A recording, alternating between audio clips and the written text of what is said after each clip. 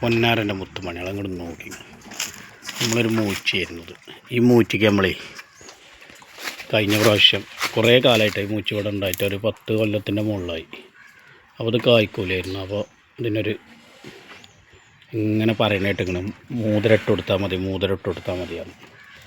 ഞാനെന്താ മൂതിര എന്നല്ല, ഒരു കടകവള തന്നെയാണ് ഇട്ട് കൊടുത്തത് കഴിഞ്ഞാൽ കേട്ടോ. വീഡിയോ നമ്മൾ ഇതിൽ ചെയ്തിനി.